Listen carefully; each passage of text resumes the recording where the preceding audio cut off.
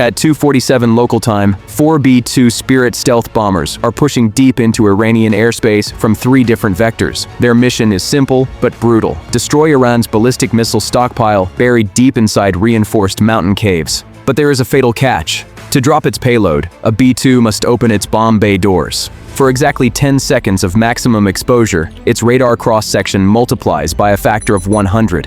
It goes from the size of a marble to the size of a barn. And right now, 2 Iranian MiG-29s are scrambling out of Tabriz Air Base, just 15 miles away from the target. An unarmed B-2 bomber in a dogfight is like a billionaire in a tuxedo stuck in a dark alley, surviving entirely on the hope that nobody notices him. Iranian ground radar can't see the bombers, but the MiGs aren't using radar. They are using infrared search and track, looking for the massive heat signature of the B-2's 4 engines, pushing 150 tons of metal through the cold night air. If those MiGs get within 30 miles, the B-2s are dead.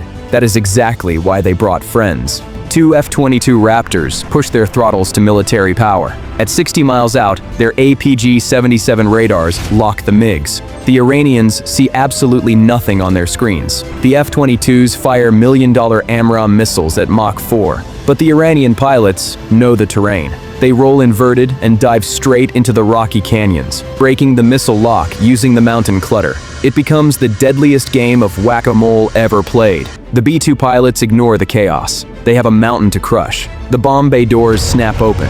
For 10 terrifying seconds, they are exposed. 2,000-pound GBU-31 penetrators fall into the night. The doors snap shut. The bombs smash into the cave entrances, folding the reinforced concrete and sealing the facility under hundreds of tons of solid rock. Hundreds of miles south, Bomber Pro 42 flies directly into a nightmare. An Iranian SA-65 phased array radar suddenly locks onto the stealth bomber. The Iranian commander commits and prepares to fire. Instantly, an escorting EA-18G Growler unleashes its next-generation jammer, flooding the Iranian tracking frequency with raw radiated power and turning their radar screen into pure electronic noise. Simultaneously, the Growler rolls in and fires a Mach 4 AGM-88 HARM missile right down the radar beam. The Iranian operator realizes what is happening and desperately switches his radar off. But it doesn't matter. The HARM has a memory like a Grudge.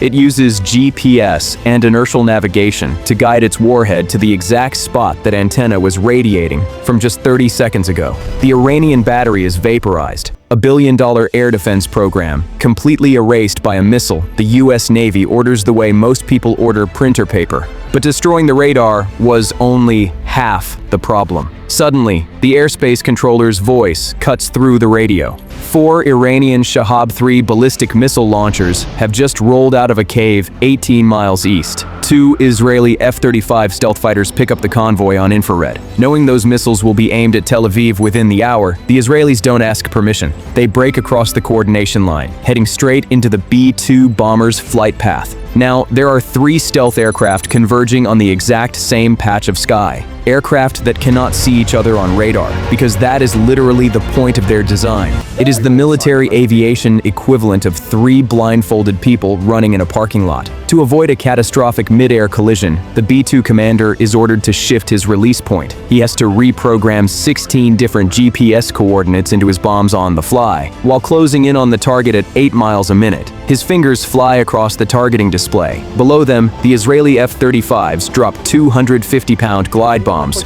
rupturing the Iranian missile trucks in a massive secondary fireball. The B-2 commander finishes the final aim points with just 60 seconds to spare. The bomb bay doors open, and 16 penetrators drop toward Isfahan, sealing another mountain shut. But Bomber Pro 43 faces a completely different monster. Their target, a cave complex near Corgu, isn't hiding. It is actively firing ballistic missiles out of vertical ceiling shafts, aiming directly at American bases across the Gulf. Every minute it stays open, another hypersonic threat arcs into the sky. The B-2 commander does something absolutely insane. He watches the launch cycle on his data link. He times the enemy's automated reloading rhythm. He figures out that the reload and launch sequence takes exactly 8 minutes. He is going to use Iran's own firing schedule as his weapons delivery timetable. The cave is essentially telling him exactly when to knock. He waits for the exact 90-second window after a missile fires when the launch tube is completely empty. He clears the drop. BLU-109 penetrator warheads punch straight down through the open ceiling hatches. Because the commander waited for the empty chamber, there's no scattered propellant to cause a chaotic secondary explosion. The bombs detonate cleanly inside the vacant bay, completely crushing the automated loading mechanism and pancaking the walls. Nothing is firing from this bay ever again. The remaining 12 bombs walk perfectly across the ventilation and vehicle tunnels. Each one folds under successive 2,000-pound impacts. The rock and reinforced concrete cascade down to seal the opening shut. The Corgu complex goes permanently dark. The radar screens across the Gulf finally clear. Tonight, Iran found out exactly why American roads have potholes. The money went somewhere else to make much bigger holes. But here is a tactical question for you. With infrared search and track, IRST technology getting cheaper and more advanced, do you think massive stealth bombers like the B-2 will survive the next decade of warfare? Or is the era of the invisible aircraft finally over? Drop your analysis in the comments below. I read every single one of them.